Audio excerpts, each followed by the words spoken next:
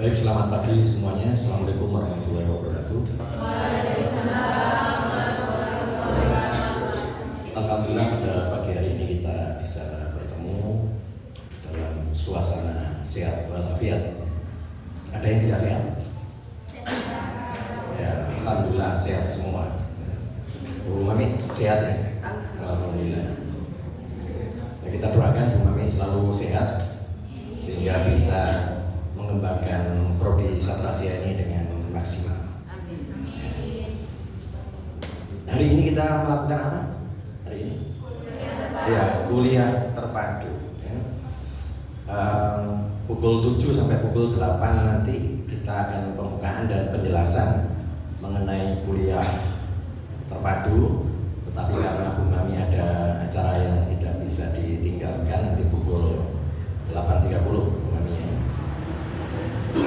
8:15 ya, sehingga nanti acaranya dipercepat, pembukaan mungkin dan penjelasan mungkin cukup setengah jam, kemudian pukul 7.40 nanti kita akan memulai workshop sesi pertama yang akan disampaikan oleh Bu Mami dan Pak Riswanda. Dua-duanya makan waktu sekitar 1,5 jam atau 90 menit, sehingga kalau 7:30 nanti pukul 9 sudah selesai, kemudian dilanjutkan dengan workshop yang kedua. Sebelum acara pembukaan, mari kita berdoa bersama-sama sesuai dengan agama dan keyakinan masing-masing. Berdoa dipersilakan.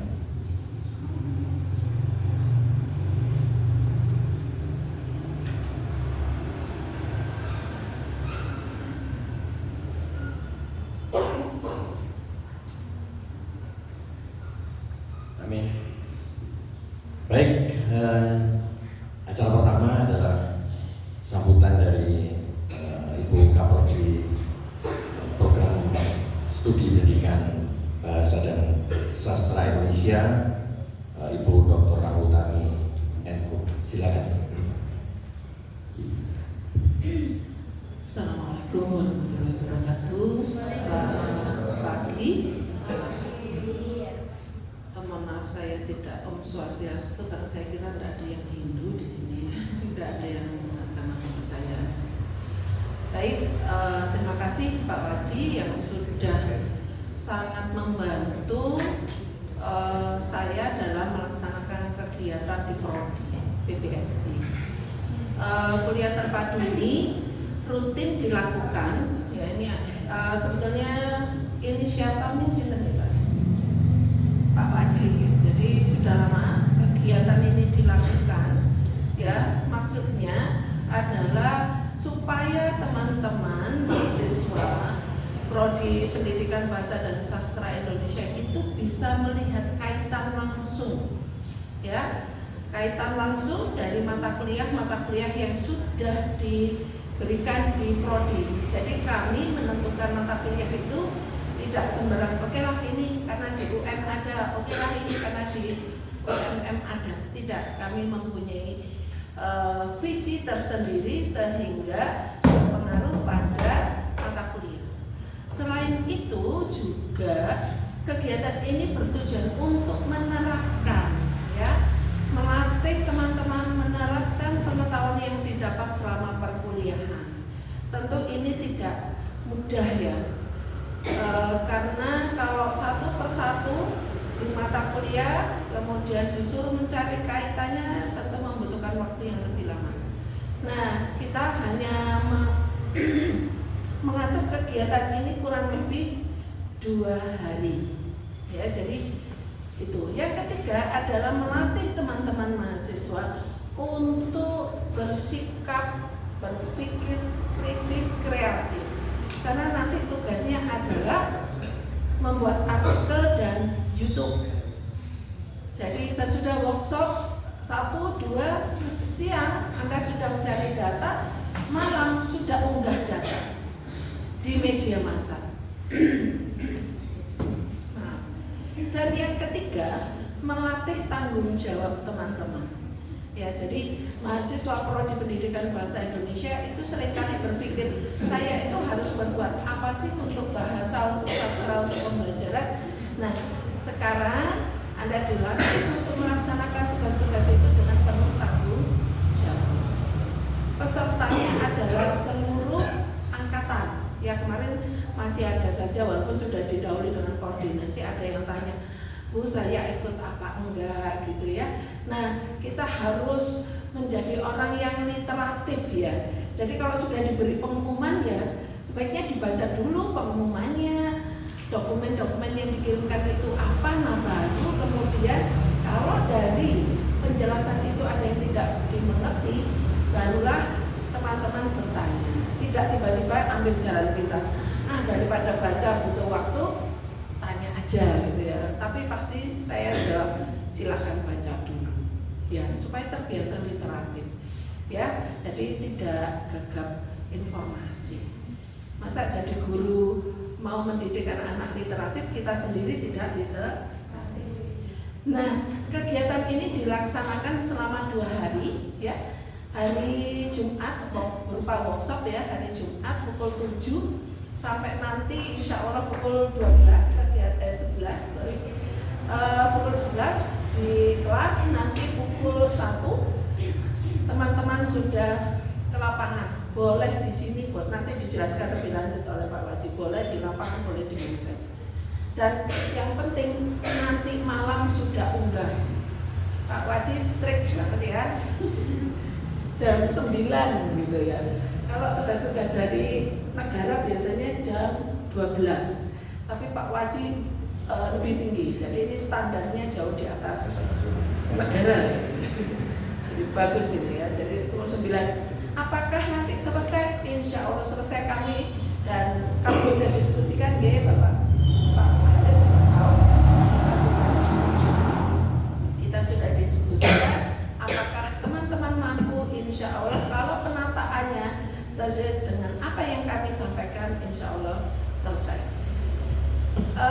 Kemudian tentang perizinan ada di tata tertib, jadi tata tertib tidak saya bacakan, silahkan dilihat sendiri, tidak dijelaskan oleh Pak Waji. Pak Waji nanti hanya menjelaskan mekanisme pemberian tugas ya, jadi tidak yang main-main. Jadi harus ada upaya untuk mendorong dirinya literatif ya.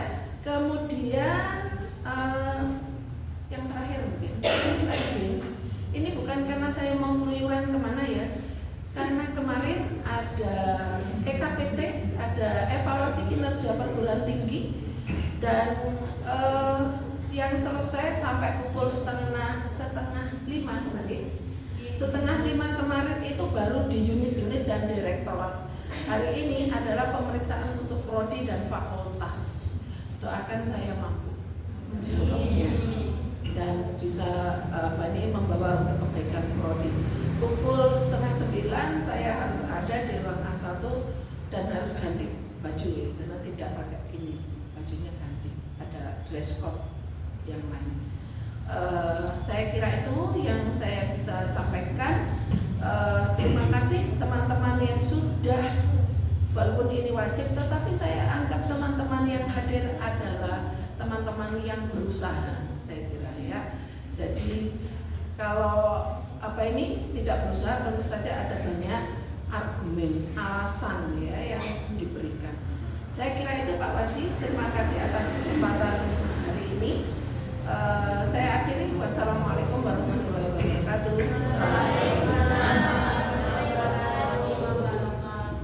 Terima kasih Bu Kaprodi. Waktu kita tinggal 14 menit. Saya akan menjelaskan sedikit tentang apa itu kuliah terpadu dan apa-apa yang harus Anda laksanakan selama kurang lebih 2 hari, ditambah nanti refleksi pada hari Minggu sekitar 1 jam. Jadi nama kegiatan kita ini adalah kuliah terpadu Sastrasia. Nama prodi kita adalah PSB Sastrasia, pendidikan program studi pendidikan bahasa dan sastra Indonesia. Nah, ini kuliah terpadu itu mentransformasikan pembelajaran terfragmentasi menjadi pengalaman holistik. Jadi ini mengubah kebiasaan yang biasanya masing-masing silabus mata kuliah itu terfragmentasi di dalam masing-masing mata kuliah, setelah ini adalah terhubung, yakni bidang-bidang, ada 4 bidang kalau kita lihat di dalam kurikulum kita, yakni bidang linguistik, bidang sastra, di bidang metodologi, dan bidang pendidikan. Metodologi ini adalah lebih pada metodologi penelitian. Kemudian dengan praktik nyata, ini Anda diberi kesempatan untuk melakukan praktek nyata di lapangan, kemudian mempublikasikan karya-karya Anda dalam bentuk tulisan yang untuk sementara tulisan Anda nanti adalah tulisan populer yang dimuat di Kompasiana. Bukan berarti kemudian karena tulisan populer Anda tidak diberi beban untuk tulisan ilmiah, karena lebih lanjut nanti di dalam kelas akan ditindaklanjuti dengan tulisan ilmiah. Di samping itu juga produksi media yang ada, sudah saya sarankan sejak awal, sudah memiliki akun YouTube dan akun Spotify ya. Untuk akun YouTube yang audio visual, yang audio saja adalah di Spotify. Nah, apa tujuannya? Tujuan dari kuliah terpadu ini adalah mengatasi fragmentasi silabus. Ini memproduksi lulusan yang utuh, guru, peneliti, dan komunikator publik. Anda memilih yang mana di antara 3 ranah ini? Apakah Anda ingin menjadi guru, apakah ingin menjadi peneliti, ataukah ingin menjadi komunikator publik? Tiga-tiganya sangat memungkinkan, dan Anda selama kurang lebih 4 tahun di Prodi Sastrasia ini dibekali untuk meraih itu semuanya. Kemudian menyesuaikan dengan kondisi mahasiswa, karena mahasiswa itu latar belakangnya beragam. Yang sama-sama Malang aja sangat beragam. Oleh karena itu kemarin disarankan, karena ada masukan dari Anda semuanya, dari para mahasiswa, bahwa mayoritas ternyata PP ya, dari rumahnya ya. Yang kos siapa? Kalangan yang kos ya. Yang ternyata tidak banyak yang kos ya. Saya juga kos ya, kos di PJT, karena asli saya Campuer, jadi saya sedang kos di PJT. Nah, kemudian menyesuaikan dengan kondisi mahasiswa yang saya katakan tadi. Oleh karena itu mahasiswa diperkenankan untuk pulang kampung ya, yang PP ya.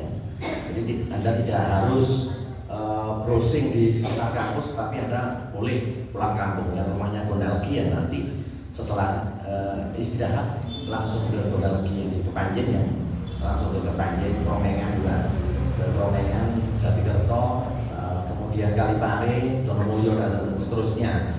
Tapi yang dari Flores jangan pulang ke Flores itu saja ya. Jadi nanti memerlukan waktu yang cukup panjang kalau Anda pulang ke Flores. Atau yang Probolinggo itu ya, jangan pulang ke Probolinggo ya. Apalagi yang dari Papua ya. Yang kos ya di sekitar kos-kosan ya. Apakah boleh yang kos itu kemudian browsing di desanya teman? Boleh ya. Boleh ikut pulang kampung ke teman, asalkan yang di rumah ini mau ya. Jangan memaksa saya ikut kamu ya. Tidak boleh ya. Nanti kira Anda naksir teman yang Anda ikuti tadi itu ya. Nah, sehingga tugasnya nanti akan sangat beragam, karena Anda bisa browsing di kampung halaman masing-masing. Tugasnya adalah aplikatif, tidak berbeban yang berlebih. Seperti yang sudah disampaikan oleh Bu Kaprodi tadi, beban Anda sudah dihitung ya. Dan sebagai kewajaran mahasiswa ya, terutama mahasiswa Sastrasia. Dan saya pikir karena Anda sudah biasa untuk menulis di Kompasiana, tidak ada masalah dengan itu ya. Kemarin saya ngajar di PGSD, saya berikan kesempatan nulis di Kompasiana kurang dari setengah jam, ternyata juga bisa. Padahal objeknya adalah langsung ya. Objeknya adalah objek tumbuh-tumbuhan ya. Karena permainan keterampilan berbahasa di SD ternyata bisa dalam waktu setengah jam itu sudah terungkap ya. Dan ini sudah tulisan yang kedua, karena tulisan yang pertama itu di PR kan ya. Ini tulisan yang kedua ini langsung mengamati objek mulai dari akar sampai buah ya. Jadi ada main peran, ada yang menjadi akar, ada yang menjadi batang, ada yang menjadi daun, ada yang menjadi bunga, ada yang menjadi bunga.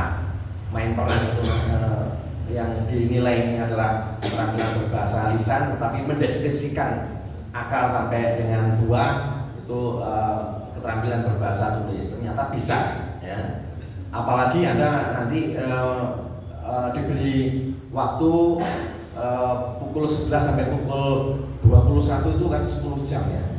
Jadi 10 jam itu cukup lah, mulai dari browsing, kemudian menulis sampai mengunggah di YouTube, ya. Jadi objeknya langsung. Karena objek langsung maka Anda nanti akan kesulitan kalau Anda akan melakukan copy paste atau nulis AI, ya. Karena yang Anda nanti harus memiliki bukti video kan, bukti video, bukti foto yang diunggah di Kompasiana juga harus foto di lapangan, tidak boleh mengambil dari internet, ya. Kalau selama ini mungkin materinya sastra atau apa, barangkali gambar yang akan diunggah itu abstrak, boleh meminjam di internet asalkan menyebutkan sumbernya. Tetapi Anda nanti tidak diperkenankan untuk itu. Jadi objek langsung itulah yang Anda potret dan Anda deskripsikan di Kompasiana dan juga di YouTube, ya. Tampaknya karena nanti Anda juga dipermain di YouTube agak susah kalau tidak objek langsung, ya. Kemudian mengembangkan kompetensi digital dan publikasi. Jadi Anda diberi kesempatan untuk mengembangkan kompetensi digital dan publikasi yang sementara publikasinya adalah di Kompasiana karena praktis.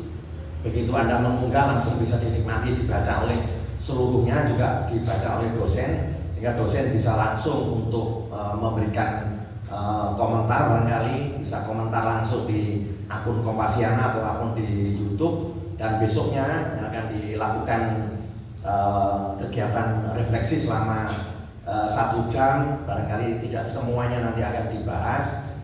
Ada beberapa sampel yang mungkin menjadi objek kajian Bapak Ibu dosen.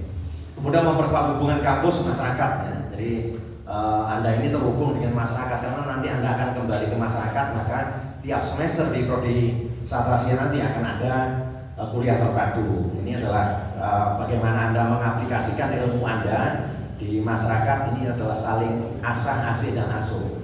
Anda belajar dari masyarakat dan masyarakat belajar dari Anda. Kemudian mengasah soft skill, ya, kolaborasi, etika, berpikir kritis, retorika, dengan penyuntingan media, dan seterusnya. Ini adalah kompetensi-kompetensi yang terkait dengan bahasa. Kemudian manfaatnya apa? Ya, manfaatnya adalah yang pertama adalah pembelajaran terintegrasi yang saya katakan tadi, dari teori ke praktik. Jadi mahasiswa belajar melihat satu fenomena dari perspektif linguistik, estetika, pedagogis, dan metodologis sekaligus. Misalkan idiom lokal dianalisis morfologi, kemudian gaya, fungsi sosial, dan dimasukkan ke bahan ajar. Jadi satu objek itu bisa dianalisis dengan multidisiplin, karena Anda setidaknya dalam 1 semester itu kan menempuh sekitar 10 mata kuliah, ya. 10 mata kuliah itu secara bersama-sama kemudian diaplikasikan di dalam satu objek, ya. Nanti akan dijelaskan oleh masing-masing Bapak Ibu dosen ketika nanti mendeskripsikan tugasnya beserta paparan materinya. Hasilnya adalah kemampuan analisis lintas disiplin. Jadi Anda yang selama ini belajar morfologi, nanti morfologi itu akan Anda kaitkan pula barangkali dengan sastra, karena sastra itu adalah fenomena kebahasaan, maka sastra pun itu harus dianalisis secara linguistik pula, ya. Yang selama ini Anda belajar semiotika, ya, dan juga stilistika, itu adalah perkawinan antara sastra dan linguistik, ya. Kemudian manfaat selanjutnya adalah literasi publik dan literasi digital, ya. Karena Anda menulis untuk Kompasiana, maka Anda dilatih untuk menyederhanakan bahasa akademik jadi populer, ya. Jadi menyiapkan mahasiswa jadi komunikator publik. Kemudian produksi video 10-15 menit itu adalah mengasah kemampuan menyusun narasi lisan, yang selama ini ada barangkali kalau mata kuliah saya nyaris setiap minggu itu ada tugas Kompasiana. Untuk kuliah terpadu ada tugas tambahan yakni video, ya. Mungkin kalau di ruang kelas saya memberikan tugas video itu 2 kali. dalam satu semester, tapi untuk Kompasiana seminggu sekali biasanya. Nah, kemudian kesiapan mengajar, karena Anda nanti dibentuk menjadi calon guru ya. Mau tidak mau Anda nanti akan mendapatkan mata kuliah kependidikan dan keguruan, meskipun barangkali ketika Anda masuk Satrasia tidak terbayangkan bahwa Anda nanti akan menjadi guru ya. Kemarin saya tanya, ada yang ingin jadi presiden kan itu ya. Presiden pun juga guru ya, karena presiden itu adalah guru bangsa pula ya, sehingga perlu belajar tentang keguruan. Kemudian etika profesi dan refleksi profesional terinternalisasi lewat tugas kolektif. Kemudian literasi penelitian dan penulisan ilmiah. Jadi Anda secara otomatis melatih diri untuk belajar melakukan penelitian dan mengunggahnya dalam tulisan sederhana. Tidak hanya menunggah dalam bentuk tulisan, tetapi mengunggah hasil wawancara dengan responden dalam bentuk video YouTube. Ya. Pengalaman menulis di publik memudahkan transisi ke menulis untuk jurnal. Jadi dimulai dari menulis untuk publik, karena menulis untuk publik ini bisa dinikmati oleh khalayak yang lebih luas. Kalau tulisan ilmiah kan biasanya hanya dinikmati oleh para koleganya saja. Tulisan dosen dinikmati oleh dosen, tulisan mahasiswa ya, dinikmati oleh mahasiswa, tapi tulisan untuk publik itu bisa dinikmati mulai dari tukang sapu sampai presiden. Pelestarian budaya, ya, secara otomatis Anda membantu masyarakat untuk melestarikan budaya, karena budayanya Anda tulis ya, dan Anda unggah di YouTube ya. Selama ini yang pernah kuliah terpadu di Jambore, masyarakat Jambore itu sangat terbantu untuk mempublikasikan ya, karena terpublikasikan melalui tulisan-tulisan Anda dan YouTube Anda ke seluruh penjuru dunia bahkan ya, karena media online itu kan bisa dinikmati dimanapun ya.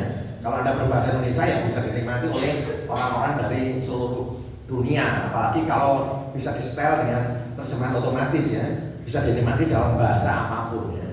Sekarang orang mentransliterasi ke dalam bahasa apapun kan dengan mudah ya, karena apa? Karena sekarang ada mesin penerjemah itu. Soft skill tadi sudah saya singgung. Nah, ini manfaatnya yang terakhir bagi Unikama. Ini sekaligus untuk branding ya. Kuliah terpadu itu untuk branding ya, branding Unikama. Unikama akan makin dikenal karena tulisan Anda dan YouTube Anda ya. Oleh karena itu saya sarankan ketika Anda membuat kanal YouTube atau kanal Kompasiana ya, maka Anda mencantumkan dirinya selain nama adalah identitas Anda sebagai mahasiswa Satrasia Unikama ya. Ini untuk memperkenalkan Unikama ke seluruh dunia. Saya pikir itu dari pengantar saya mengenai kuliah terpadu, mudah-mudahan bisa dipahami. Kalau ada pertanyaan mungkin ada beberapa menit yang bisa Anda sampaikan, kami akan menjawab kesulitan-kesulitan yang Anda bayangkan. Anda jangan membayangkan kesulitannya, karena membayangkan senangnya saja di lapangan ya. Tapi ya itu, waktu 10 jam harus Anda gunakan semaksimal mungkin ya. Karena apa? Karena 10 jam itu bisa menjadi pendek dan bisa menjadi panjang. Menjadi pendek kalau Anda 5 jamnya itu di warung kopi misalnya aja itu ya, ngobrol di warung kopi, kemudian 5 jamnya bekerja ya. 10 jam Anda gunakan sebaik-baiknya. Jangan digunakan untuk tidur terlalu lama. Kalau mau istirahat ya tidur sekitar setengah jam. Tidur siang itu seperempat jam sudah cukup ya. 5 menit itu saja kalau sudah bisa terlelap dengan sempurna, itu Anda sudah bangun dengan segar ya. Jadi ingat, pukul 21 sudah harus terunggah semuanya. Terima kasih, selamat pagi, assalamualaikum warahmatullahi wabarakatuh.